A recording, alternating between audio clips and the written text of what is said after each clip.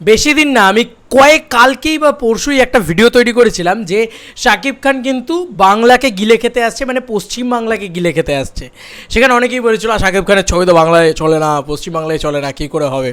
Hey guys, welcome to my channel, আমি মহারাজ। এখন আমরা একটা মারাত্মক রকম আপডেট পেয়েছি। আমি আবারও ক্রেডিট দিচ্ছি শিল্পেন্দুদাকে, শিল্পেন্দুদা এন্টারটেনিং প্রিন্স। আমার দেখো এখন এই ধরনের টেলিভিশন দেখাই হয় না, মানে টেলিভিশন নেই বাড়িতে, তো আর টেলিভিশন দেখাও হয় না, মানে আমি পুরোপুরি এখন মোবাইল রিলেটেড জিনিসপত্রতেই আছি আর কি বলা যেতে পারে। তো আমি একদমই সঙ্গীত বাংলা চ্যানেলটা দেখা হয় না। তবে বলে রাখি, ছোটোবেলায় সঙ্গীত বাংলা চ্যানেলটার পোকা ছিলাম আমি। স্কুল থেকে এসে কে নাকে তুমি বলো যে কে নাকে দেবদা জিদ্দার গান শুনতে বসেছে সেই সময়, মানে সবাই বসেছে, সবাই, মানে আমরা তো রীতিমতো বাড়িতে ঝামেলা হতো, মানে আমার মা বাবার সাথে রীতিমতো মানে রিমোট নিয়ে কাড়াকাড়ি চলতো যে না, মা বলতো টিভি বন্ধ করে দেবো, করে দেবো, এসব হতো। হ্যাঁ, সে এক মেমোরিজ ছিল। সবাই জানে, বাংলাদেশের বিভিন্ন ক্রিয়েটার্সরা তারা পর্যন্ত বলেছে যে সঙ্গীত বাংলায় যে দেবদা জিদ্দার গান সে শুনে তারা বড় হয়েছে।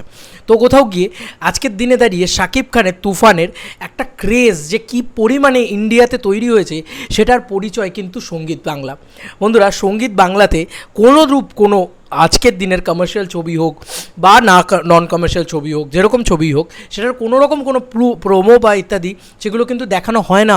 আমি নিজে দেখি না, বাট শিল্পেন্দুদা সেটাই বলছে যে সেরকম কিছু দেখানো হয় না। মানে অথই আসছে, সেটারও কোনো কিছু দেখানো হয়নি। দশম অবতার, সেটারও কিছু দেখানো হয়নি। বন্ধুরা, কি অদ্ভুত ব্যাপার। কিন্তু সঙ্গীত বাংলা নিজের পুরনো ফর্মে ফিরছে। আগে সঙ্গীত বাংলাতে বিভিন্ন ছবির প্রোমো, মানে টিজার, প্রোমো ইত্যাদি ইত্যাদি বিভিন্নভাবে দেখানো হতো, গান বিভিন্নভাবে দেখানো হতো। ওটা একটা সিনেমা প্রমোশনের একটা চ্যানেল ছিল। তো কোথাও গিয়ে সেখানে সব কিছু বন্ধ হয়ে গেল, লোকে সঙ্গীত বাংলা দেখা ছেড়ে দিল, এরকম একটা ব্যাপার এসছে কিন্তু দাঁড়িয়ে। আমি খুব রিসেন্টলি আমি যা কথা বলেছি মিলছে তো আমার কথা, আমি ওই ভিডিওটার ছোট্ট একটু ঝোল টেনে কথা বলছি আগে, ফার্স্টে সেটা শোনো।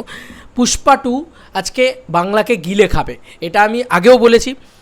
সেই কথাটা ঝোল টেনে আজকে বলছি। জলসা মুভিজে বাংলা ডাবডে কেজিএফ চ্যাপ্টার 2 বারবার দেখানো হচ্ছে বন্ধুরা, বারবার। এটা আমারই কমেন্ট সেকশনে আমারই এক সাবস্ক্রাইবার আমাকে জানিয়েছে। আমি জানি না, আমি দেখছি না, সত্যি কথা বলছি, আমার টেলিভিশন দেখা হয় না। কিন্তু ওই যে বললাম যে পুষ্পা 2 মানে কেন গিলে খাবে, সাউথের ছবি এবং তামিল ছবিগুলো হিন্দি ডাবড করে বারবার দেখানো হচ্ছে বন্ধুরা। মানে হিন্দি ডাবড বলছি, সরি, বাংলা ডাব করে বারবার দেখানো হচ্ছে। তার মানে কেন দেখানো হচ্ছে? টিআরপি পাচ্ছে। তাহলে বাংলা ছবিগুলো দেখাচ্ছে না কেন? তার মানে টিআরপি পাচ্ছে না। কোয়াইট ন্যাচারাল, ক্লিয়ার সব কিছু। এবার আসি আসল কথায়, এবার খেলা হবে আসল, সেটা হচ্ছে মেগাস্টার শাকিব খান। ওনার যে স্টারডাম, ওনার যে ছবি, আজকে নানান লোকে নানা কথা বলতে পারেন যে ওয়েস্ট বেঙ্গলে চলবে না। তুফান ফার্স্ট কোনো শাকিব খানের ছবি, ফার্স্ট কোনো বাংলাদেশের ছবি, যে ছবি হয়তো আমাদের ইন্ডিয়াতে তাবড়তোড় বিজনেস করতে চলেছে বন্ধুরা। ইয়েস, এটা তার পরিচয়, কারণ এখানকার অডিয়েন্স এক্সাইটেড হয়ে যাচ্ছে সঙ্গীত বাংলাতে শাকিব খানের টিজার দেখে। টিজারের রেসপন্স গ্রামে গঞ্জে মফস্বলে ভালো, মানে বুঝতে পারছো, এটা কিন্তু কোথাও গিয়ে ক্লিয়ার হয়ে যাচ্ছে। ভালো কমার্শিয়াল ছবি বানালে দর্শক আছে, ভালো কমার্শিয়াল ছবি বানালে ঠিক মানুষ খুঁজে নেবে। গ্রামে গঞ্জে মফস্বলে ঠিক দর্শক আছে এবং তারা টেলিভিশনে এটা দেখে। সঙ্গীত বাংলার এখনও টিআরপি আছে, টেলিভিশন চ্যানেলের ওপরে তার কিছু হতে পারে না। কিন্তু সেই টেলিভিশন চ্যানেলে আজকে আমরা কতটা টেকেন ফর গ্রান্টেড নিয়ে নিয়েছি, সেই টেলিভিশন চ্যানেলে আর কোনো ছবির প্রমোশনই হয় না। কেন এসভিএফ তাহলে পুশ করছে বোঝো? কেন আমাদের এখানকার কোনো ছবিকে এসভিএফ পুশ করেনি ইয়েতে সঙ্গীত বাংলায়? কিন্তু আজকে এসভিএফ কেন পুশ করছে? এসভিএফ তো এতগুলো কমার্শিয়াল ছবি করেছে বিগত কয়েক বছরে, মানে এতগুলো কমার্শিয়াল ছবি, মানে এখন তো এসভিএফের কমার্শিয়াল সিনেমা মানে তো দশম অবতার, মানে ওর থেকে বড় কমার্শিয়াল ছবি তো আর এখন এসভিএফ বানায় না। তবু কোথাও গিয়ে, মানে আমি ওয়েস্ট বেঙ্গল বক্স অফিসের কথা বলছি, অবশ্যই বাংলাদেশে গিয়ে তারা শাকিব খানের সাথে কোলাবরেট করে তারা শাকিব খানের মতন বড় মেগাস্টারকে নিয়ে তারা ছবি করছে। এটা কিন্তু একটা ভয়ঙ্কর দৃশ্য। আমি যা যা বলছি মিলছে তো?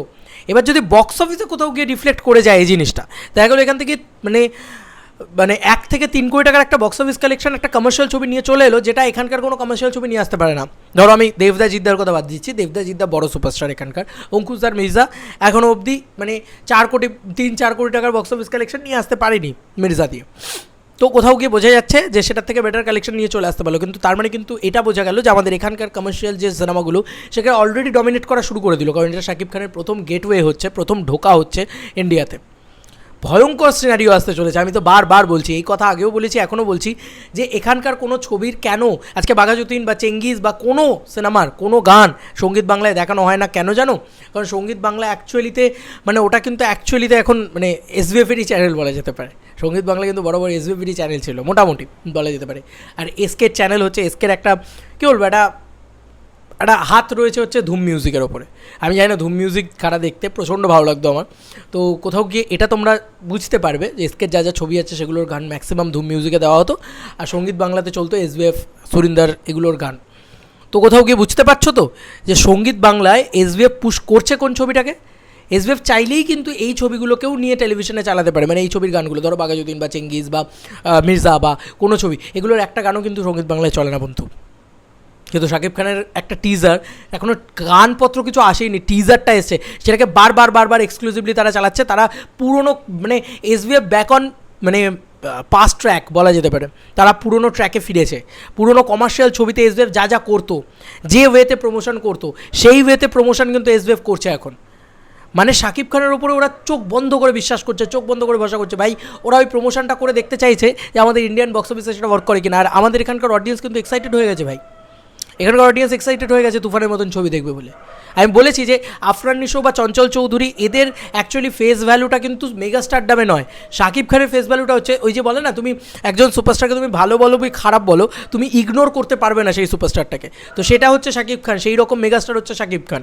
তো শাকিব খানের ছবি নিয়ে কিন্তু আলাদা একটা উন্মাদনা থাকবেই, যেহেতু শাকিব খান, রাইহান রফি, একটা ইন্ডিয়াতে উন্মাদনা তৈরি হয়ে গেছে। ভয়ঙ্কর সিনারিও হতে চলেছে ভাই, মানে ওদিক থেকে সাউথ গিলে খাবে, এদিক থেকে বাংলাদেশ গিলে খাবে। কথাটা যে বলেছিলাম এটা কোথাও গিয়ে মিলছে।